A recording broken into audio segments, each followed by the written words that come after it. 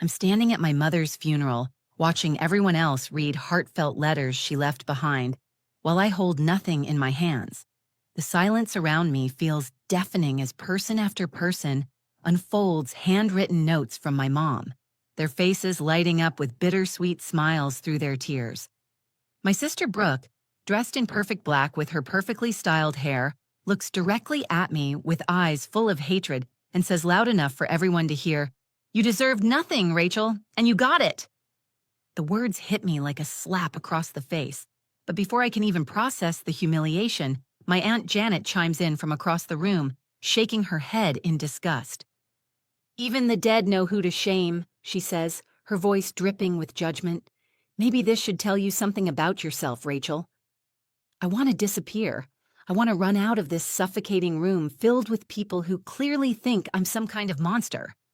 My face burns with embarrassment as I watch my own family members nod in agreement, as if my mother's decision to exclude me from her final letters somehow proves what they've all been thinking for years. But then something unexpected happens.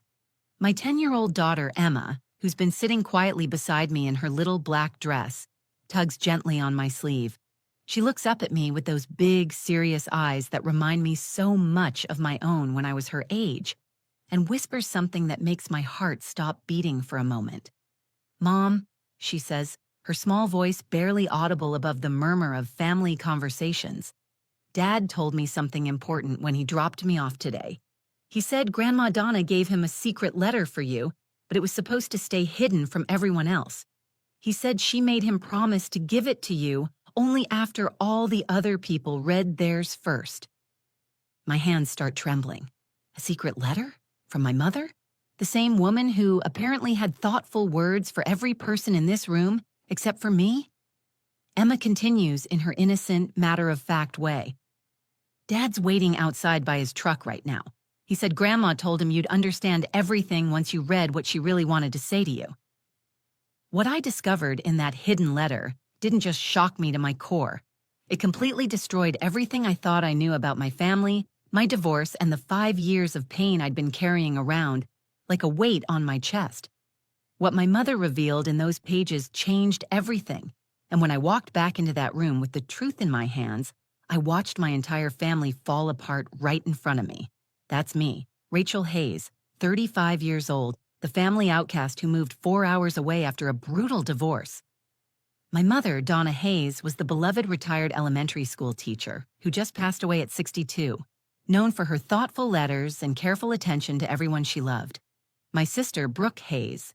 Martin is 32 years old, a nurse who stayed close to home and became the golden child after I left. My daughter, Emma, is my precious 10-year-old, the only person in that room who still looked at me with love instead of judgment. My ex-husband Tyler is a 38-year-old electrician who somehow ended up being trusted with my mother's final secret. My Aunt Janet Hayes is my father's sister-in-law, always ready with a cutting remark about my failures. And my father, Robert Bob Hayes, is my 65-year-old dad, a retired postal worker who was too grief-stricken to get involved in the family drama that day. Let me tell you how I became the black sheep of the Hayes family, because none of this makes sense without understanding where it all started. 5 years ago, I was living what I thought was a pretty normal life here in Millbrook, just 20 minutes from where I grew up. I had my marketing job at a local firm, my beautiful daughter Emma, who was only 5 then, and my husband Tyler, who worked as an electrician for the county. We lived in a cute little ranch house with a white picket fence, and I honestly thought we were happy. My mother Donna was the heart of our family back then. She'd retired from teaching 3rd grade after 30 years, and she spent her days volunteering at the library, tending her massive garden, and writing in those leather-bound journals she kept stacked on her kitchen counter. Mom had this thing about letters. She wrote thank you notes for everything, birthday cards that arrived exactly on time every year, and little encouraging notes that she'd slip into your purse when you weren't looking. She believed handwritten words had power, that they could heal hearts and bridge gaps that phone calls couldn't touch. Dad was always quieter, content to let Mom be the family communicator while he worked his postal route and came home to watch the evening news in his recliner. Bob Hayes was a man of few words, but when he spoke, we listened. He adored Mom, called her his Donna darling even after 40 years of marriage, and she'd blush like a teenager every single time. Brooke was the golden child even then. She'd married her high school sweetheart Kevin right after nursing school, had 2 beautiful kids by the time she was 28, and bought a house just 6 blocks from mom and dad. She was the daughter who showed up for Sunday dinners without being asked, who remembered to call mom every Tuesday night, and who somehow managed to balance her nursing shifts with being the perfect wife and mother. I loved my sister, but I'll admit there were times I felt like I was constantly being measured against her and coming up short. Then my world exploded in the most devastating way possible. I came home early from work one day in March, 5 years ago, planning to surprise Tyler with his favorite dinner. Instead, I found him in our bedroom with Brooke. Not just talking, not just having an innocent conversation.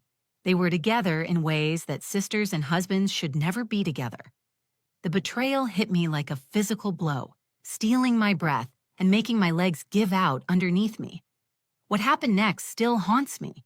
Instead of falling apart privately, instead of trying to work things out quietly between the 3 of us, everything became public family drama. Tyler moved out immediately, but Brooke ran straight to mom and dad with her version of events.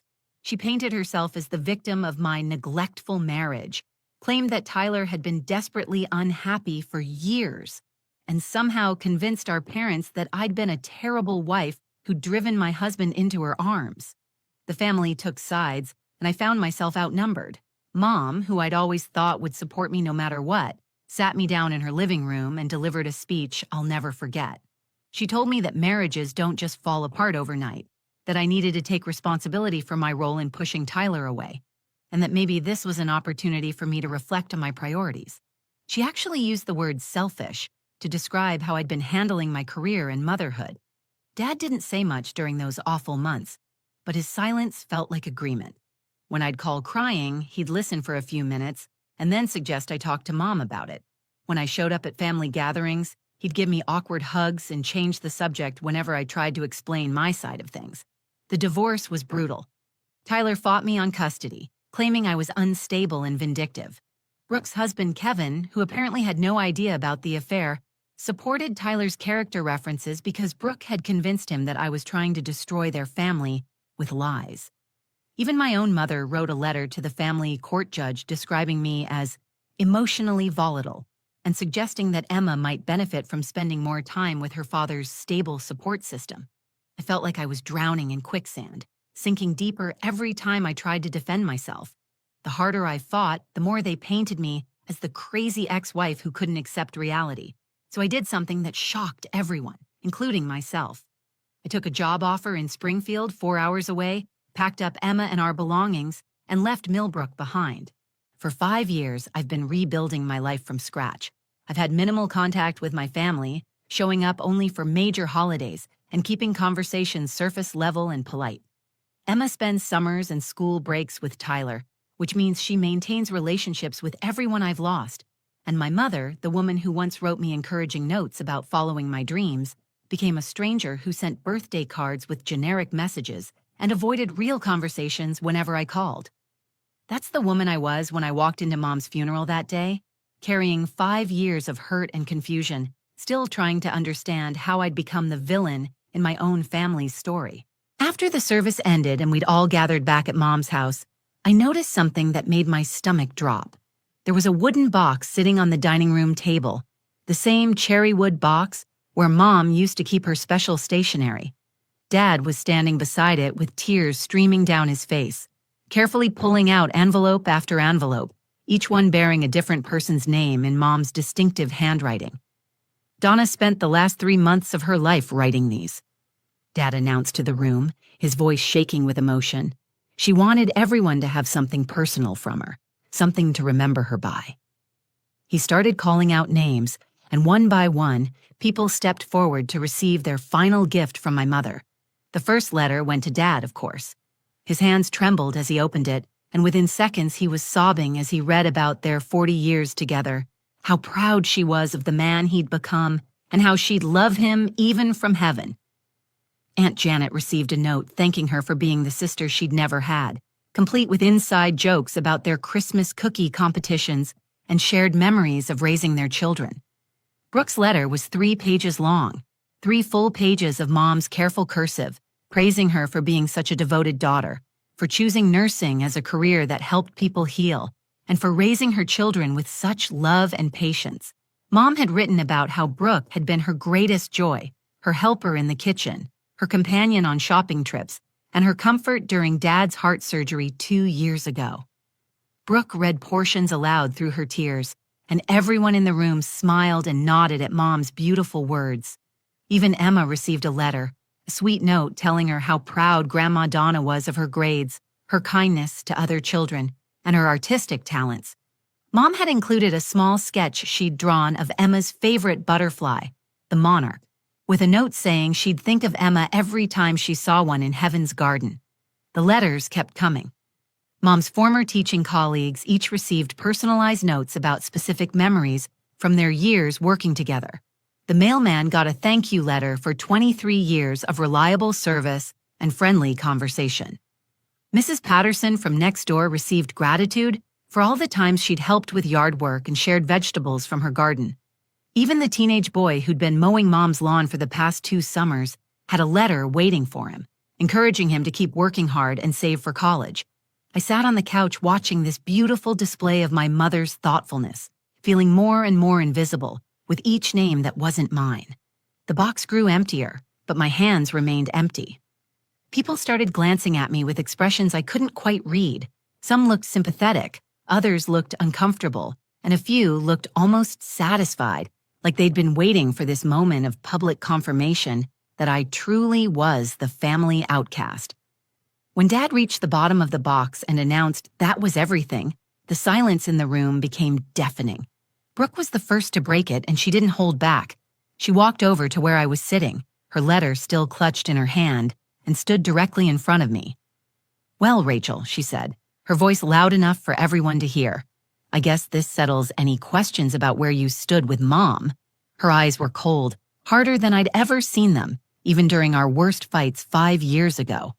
"You deserved nothing and you got it. Even dying, Mom knew who was worth her time and who wasn't."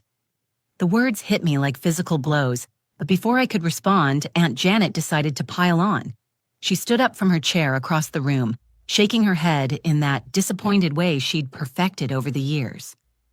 "Even the dead know who to shame, Rachel," she said, her voice carrying that self-righteous tone that had always made me feel small. "Maybe this should be your wake-up call. Maybe you should finally understand what everyone else has known for years." Other family members started murmuring their agreement. I heard someone whisper that Mom had always been fair in her judgments. Another person said something about actions having consequences. My cousin Mark, who I'd barely spoken to in years, actually nodded approvingly at Aunt Janet's words. The humiliation was crushing. Here I was, 35 years old, sitting in my childhood home, being publicly shamed by my own family while my daughter watched from across the room. I wanted to defend myself, to scream that there had to be some mistake, that my mother couldn't have intentionally excluded only me from her final letters. But what could I say? The evidence was right there in front of everyone. Every single person in that room had received Mom's love in written form, except for me. I started gathering my purse and Emma's jacket, planning to leave before the humiliation got any worse. I couldn't take another minute of their satisfied faces, their knowing looks, their confirmation that I truly was the terrible person they'd all decided I was 5 years ago. But then Emma appeared beside me, tugging on my dress with an urgency that made me pause. Emma's small hand gripped my dress with surprising strength, and when I looked down at her, I could see something urgent in her eyes that made me pause, despite wanting to escape from this nightmare. She was looking around the room nervously, like she was afraid someone might overhear what she was about to tell me. "Mom, we need to go outside," she whispered, pulling me toward the front door. "Dad told me something really important when he dropped me off this morning, but he said I had to wait until after everyone else read their letters first." I was still reeling from the public humiliation, still feeling the sting of Brooke's words and the weight of everyone's judgmental stares. My first instinct was to tell Emma we'd talk in the car, that I just needed to get us both out of there before things got any worse. But something in her tone made me stop. Emma wasn't the kind of child who made things up or exaggerated for attention. When she said something was important, she meant it. "What did Dad tell you, sweetheart?" I asked, kneeling down to her level so we could talk more privately. Emma glanced back toward the living room where everyone was still discussing Mom's beautiful letters, then looked at me with those serious brown eyes that reminded me so much of Tyler. He said Grandma Donna gave him a letter for you, too, but it was supposed to be secret. She made him promise not to give it to you until after everyone else read theirs, and not in front of the family. My heart stopped beating for a moment. A secret letter? From Mom? The same woman who had apparently written thoughtful, loving messages for every single person in that house except me? "Are you sure about this, Emma?" I asked, searching her face for any sign that she might be confused or mistaken. "Dad really said Grandma gave him a letter specifically for me?" Emma nodded emphatically. "He's waiting outside by his truck right now. He looked really nervous when he told me, like he wasn't sure if he was doing the right thing. But he said Grandma made him promise, and that you'd understand everything once you read what she really wanted to say to you."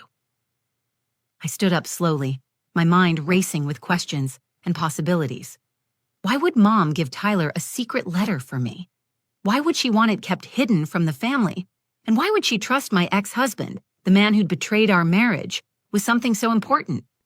Through the front window, I could see Tyler's red pickup truck parked at the curb. He was leaning against the driver's side door, checking his phone, but I could tell from his body language that he was waiting for something. Even from this distance, I could see the tension in his shoulders, the way he kept glancing toward the house like he was expecting someone to come outside. Emma tugged on my hand again. "Mom, he said Grandma told him the timing had to be exactly right. She said you needed to read it after you saw what everyone else got, so you'd understand why she did things this way." My hands were starting to shake. Part of me was terrified to hope that there might be something more, some explanation for why I'd been left out of Mom's final farewell. The other part of me was angry that even in death, my mother was playing games, keeping secrets, and involving Tyler in family business that should have been between us. But I couldn't ignore the possibility that Emma was telling the truth. If there really was a letter, if Mom had really left me something but wanted it kept private, then I needed to know what it said. I needed to understand why she'd put me through this public humiliation if there was more to the story. "Okay," I told Emma, taking her hand. "Let's go talk to Dad." We walked outside together, and I felt the cool afternoon air hit my flushed face as we approached Tyler's truck. He straightened up when he saw us coming, and I could see something in his expression that I hadn't seen in years. It wasn't guilt exactly, but it was close. He looked like a man carrying a burden he wasn't sure how to handle. "Rachel," he said quietly as we got closer. "Emma told you?" "She said you have something for me from Mom," I replied, trying to keep my voice steady despite the emotions churning in my chest. "Is that true?" Tyler reached into his truck's cab and pulled out a manila envelope. My name was written across the front in Mom's handwriting, but underneath it were the words, "Private, to be read alone," in capital letters, underlined twice. "She called me 2 weeks before she died," Tyler said, holding the envelope but not yet handing it over.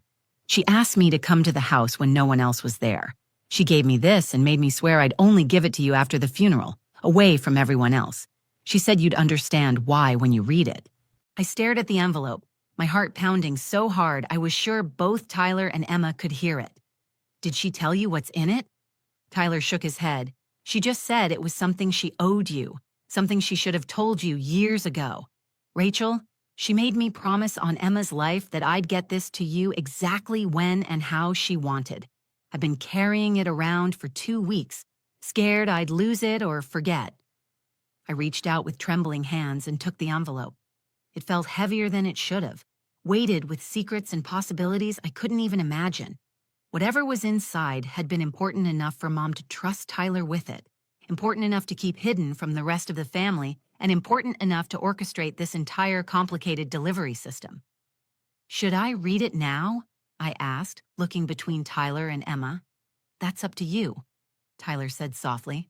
"But Rachel, whatever's in there, I think it's going to change things." I tore open the envelope with shaking hands, my heart hammering against my ribs as I unfolded 3 pages of Mom's careful handwriting. Tyler and Emma stood quietly beside me, giving me space but staying close enough to offer support if I needed it. The first line made my knees buckle and I had to lean against Tyler's truck to keep from falling. My dearest Rachel, if you're reading this, then I've kept my promise to protect you one last time, even though it cost us both everything. I read that sentence 3 times before I could process what it meant. Protect me? From what? I forced myself to continue reading, even though my hands were trembling so badly I could barely hold the pages steady. I need to tell you the truth about your divorce, about why I sided against you when you needed me most, and about the secret I've been carrying for 5 years. Rachel, honey, I know you think I believed you were a bad wife, that I thought you deserved what happened with Tyler and Brooke, but that's not true. I knew the real story all along. My breath caught in my throat. The real story. What was she talking about? 3 days after you found Tyler and Brooke together, Brooke came to me in tears. But she wasn't crying because she felt guilty about the affair. She was crying because she was pregnant, Rachel. She was carrying Tyler's baby, and she was terrified that if you fought the divorce or tried to expose what really happened, it would destroy her marriage to Kevin and tear apart her children's lives. The words hit me like a physical blow. Pregnant? Brooke had been pregnant with Tyler's child? I had to read that paragraph again to make sure I wasn't hallucinating. Brooke begged me to convince you to let Tyler go quietly. She said she'd already lost the baby in a miscarriage, but Kevin didn't know any of it had happened. She was desperate to keep her family together, and she was willing to let you take all the blame for the divorce if it meant protecting her secret. I felt like I was going to be sick. All this time, all these years of thinking I was crazy, of wondering if maybe I really had been a terrible wife. And Mom had known the truth. She'd known that Brooke was the one who'd been having the affair long before I discovered it. She'd known that my sister had been pregnant with my husband's baby. I made the hardest decision of my life, Rachel. I chose to protect Brooke's children and her marriage, even though it meant sacrificing my relationship with you. I let everyone believe you were the problem because the alternative would have destroyed too many innocent lives. Kevin's kids would have lost their stable home. Brooke's reputation as a nurse would have been ruined. And Tyler was already lost to both of you by then. Tears were streaming down my face now, but I couldn't stop reading. I needed to know everything. But Rachel, I want you to know that not a single day has passed in these 5 years when I haven't regretted that choice. I've watched you rebuild your life from scratch, seen you become stronger and more independent than you ever were before, and I've been so proud of the woman you've become. You think I abandoned you, but I've been watching over you the whole time. The next paragraph made me gasp out loud. That scholarship fund that's been helping with Emma's private school tuition, that was me. I set up a fake foundation and have been sending you money every month for 3 years. The anonymous donation that paid for your car repairs last winter, that was me too. I couldn't support you publicly without Brooke finding out and exposing everything. But I could help you quietly. My legs gave out completely, and I slid down the side of Tyler's truck until I was sitting on the curb. Tyler crouched down beside me, his face pale with shock as he realized what I was reading. There's more, honey. I've been battling pancreatic cancer for 8 months. The family doesn't know because I didn't want them hovering over me with pity. But my time is running out, and I can't take this secret to my grave. You deserved better from all of us, especially from me. The final page contained the biggest bombshell of all. I'm leaving you the house and half of everything in my will. Brooke doesn't know yet, and the reading isn't scheduled until next week. I wanted you to understand why before the family finds out about the inheritance. This isn't guilt money, Rachel. This is me trying to give you what you should have had all along. A mother's love and support. The letter ended with words that broke my heart completely. I saved every card you sent, every picture of Emma, every update about your new life. I have them all in a box in my closet, along with letters I wrote to you but never sent. I love you, my brave girl. I always have. Please forgive a dying woman for choosing wrong when it mattered most. Love always, Mom. I sat there on the curb, holding those 3 pages, finally understanding that the mother I'd thought had abandoned me had actually been protecting me the only way she knew how. She'd sacrificed our relationship to keep a family secret that would have destroyed multiple lives, but she'd never stopped loving me. Tyler was reading over my shoulder now, his face growing more shocked with each revelation. When he finished, He looked at me with an expression I'd never seen before. "Rachel," he whispered, "I had no idea about any of this. The pregnancy, the miscarriage, none of it. Brooke never told me." But I was already standing up, already folding the letter carefully and putting it back in the envelope. Because now I understood exactly what I needed to do. I walked back into that house carrying Mom's letter like a weapon, but also like a shield. The conversation stopped the moment I appeared in the doorway, and I could feel every pair of eyes in the room focusing on me. Brooke was still holding her 3-page letter from Mom, showing it off to our cousins and basking in the glow of being the perfect daughter. Dad was sitting in his recliner, clutching his letter and wiping tears from his eyes. Aunt Janet was holding court near the kitchen, probably still discussing my public humiliation and how it proved everything she'd always thought about me. I walked straight to the coffee table and placed Mom's envelope right in the center, next to the empty wooden box that had held everyone else's letters. The room went completely silent. "Well," I said, my voice steady despite the storm of emotions raging inside me, "it turns out Mom did leave me something after all." Brooke's face immediately shifted from smug satisfaction to curiosity, then to something that looked almost like panic. "What do you mean?" she asked, standing up from the couch where she'd been displaying her letter. "Dad went through everything. There was nothing else in the box." I looked directly at my sister, this woman who had destroyed my marriage and then let me take the blame for 5 years, and smiled. "Did you really think Mom would take your secrets to the grave forever, Brooke?" The color drained from Brooke's face so quickly, I thought she might faint. She started shaking her head, her mouth opening and closing like she wanted to speak but couldn't find words. Everyone else in the room was looking between us, confused and sensing drama, but not understanding what was happening. "I don't know what you're talking about," Brooke stammered, but her voice was weak and unconvincing. "What secrets?" "Rachel, you're being dramatic again." "Am I?" I picked up the letter and held it where everyone could see Mom's handwriting. "She told me everything, Brooke. About you and Tyler, about the pregnancy you never mentioned to anyone, about how you begged her to convince me to let Tyler go quietly so your affair wouldn't destroy your marriage to Kevin." The room erupted. Kevin, who had been standing quietly by the window, spun around with a look of complete shock on his face. "What pregnancy?" he demanded, staring at his wife. "What affair? Brooke, what is she talking about?" Dad struggled to his feet from his recliner, confusion written all over his face. "Rachel, honey, what are you saying? What letter?" ? But I wasn't done. 5 years of pain and humiliation were pouring out of me, and I couldn't stop now. "Mom knew the truth the whole time, Dad. She knew that Brooke had been sleeping with Tyler for months before I caught them. She knew that Brooke got pregnant with Tyler's baby and then miscarried, and she chose to protect Brooke's secret by letting everyone think I was the terrible wife who drove my husband away." Aunt Janet was shaking her head in disbelief. "That's impossible. Brooke would never do something like that. Rachel, you're making this up because you're angry about not getting a letter."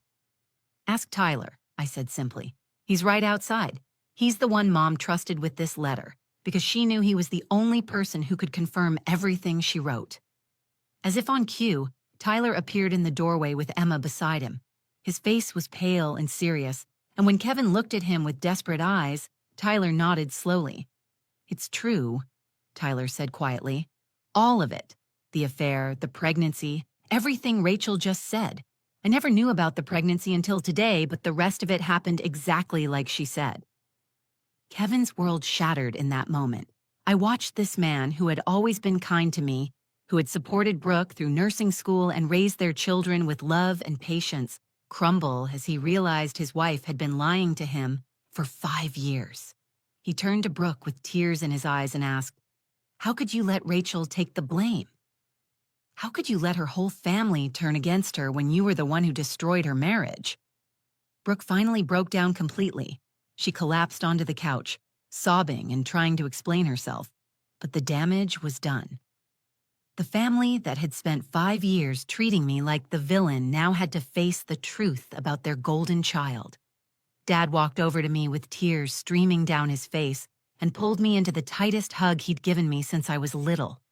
"Rachel, honey, I'm so sorry. We were so wrong. Can you ever forgive us?" But here's the thing that surprised everyone in that room, including myself. I didn't want revenge. I didn't want to watch Brooke's marriage fall apart or see her suffer the way I had suffered. What I wanted was something much simpler and much more powerful. I wanted my family back. Over the next few weeks, as the truth settled and the family started to heal, I made some decisions that shocked everyone. I used Mom's inheritance not to move away permanently, but to buy a house just 2 towns over from Millbrook, close enough for Emma to maintain relationships with her father and grandparents, but far enough for me to keep my independence and the new life I'd built. Kevin and Brooke divorced, but they worked out a custody arrangement that kept their children stable and loved. Tyler and I didn't get back together. We'd both grown too much in different directions for that, but we became better co-parents than we'd ever been when we were married.